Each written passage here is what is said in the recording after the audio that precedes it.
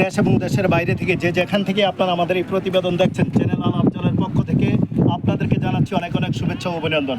প্রিয় দর্শক, সূর্য পশ্চিম আকাশে সূর্যাস্ত অবস্থায় ডুবুডুবুই অবস্থায় এমন একটি পরিস্থিতিতে আমরা উপস্থিত হয়েছি বাণিজ্যিক রাজধানী চট্টগ্রামের যে আনন্দ বাজারের যেই মৎস্যঘাট রয়েছে, যেখানে প্রতি বছর হাজার হাজার টন ইলিশ যেখানে ধরা পড়ে জেলেরা ধরে নিয়ে আসেন সেই মাঝ নদী থেকে, সেই নদীর পাড়ে অর্থাৎ সেই সাগর পাড়ে আমরা উপস্থিত হয়েছি। আমাদের পাশে আজকে আমাদের সাথে কথা বলার জন্য আমাদের পাশে উপস্থিত হয়েছেন, সেই ভোলা থেকে এসেছেন ইলিশ মাছ ধরার জন্য। আমরা তার সাথে কথা বলি।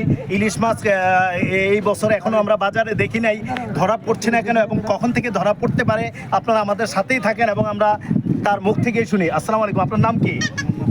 মোহাম্মদ আরিফ। আর একটু সামনে মোহাম্মদ আরিফ।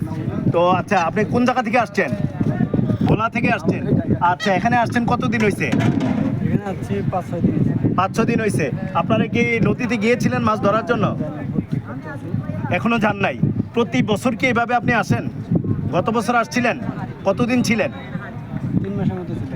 গত বছর 3 মাসের মতো ছিলেন।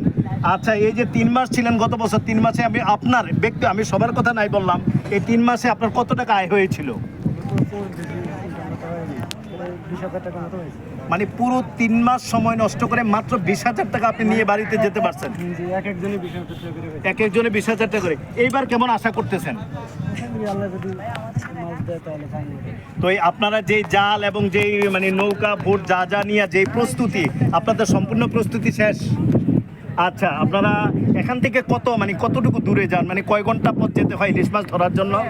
2-2.5 ঘন্টা লাগে। 2 থেকে 2.5 ঘন্টা পথ, মানে নদী পথ আপনারা অতিক্রম করেন এই ট্রলার দিয়ে। তো কখনো যদি আপনারা ঘূর্ণিঝড়ের আশঙ্কা বা এমনটা দেখেন তাহলে কি চলে আসেন? কখনো কি ঘূর্ণিঝড়ের কবলে পড়ছিলেন? এই ধরনের কোনো সমস্যায় পড়েন না?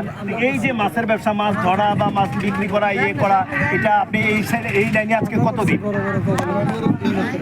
3 বছর।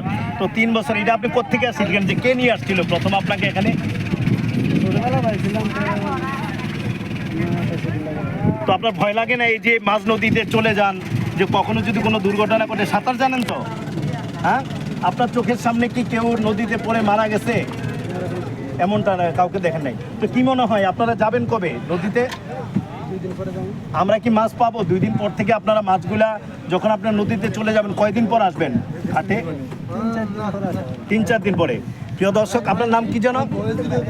মোহাম্মদ আরিফের সাথে আমরা দীর্ঘক্ষণ কথা বললাম। আরিফ যেটা আমাদেরকে জানালেন যে এই বছর অর্থাৎ 2025 সালে যে সকল জেলেরা এই নদী থেকে ইলিশ মাছ ধরবে তারা এখনও নদীতে নামেন নাই। তারা আগামীকাল নদীতে তারা চলে যাবেন 4-5 দিনের জন্য এবং 4-5 দিন সেখানে ইলিশ মাছ ধরার পরে তারপরে তারা ফিরবেন আবার ঘাটে।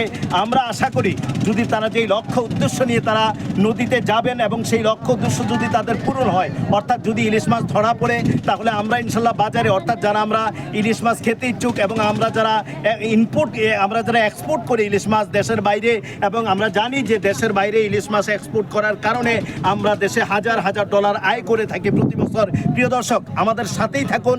আমরা চেষ্টা করব এই বছরে এই যে আগামীকাল থেকে তারা ঘাটে যাবে, ঘাট থেকে আসা পর্যন্ত কি পরিমাণ ইলিশ, কত কেজি ওজনের ইলিশ এবং কতজন জেলে এখানে তারা কাজ করবেন, সেই পতেঙ্গা থেকে নিয়ে সেই দক্ষিণ কাট্রলি এবং উত্তর কাট্রলি সেই জেলেপাড়া পর্যন্ত যতটুকু স্থান আছে যেখানে ইলিশ মাছ ধরা হয়, প্রতিটি ঘাটে আমরা যাওয়ার চেষ্টা করব। আমাদের সাথেই থাকুন। আশা করি আমাদের সাথেই থাকলে বিস্তারিত তথ্য আপনারা আমাদের থেকে জানতে পারবেন। ধন্যবাদ আপনাকে।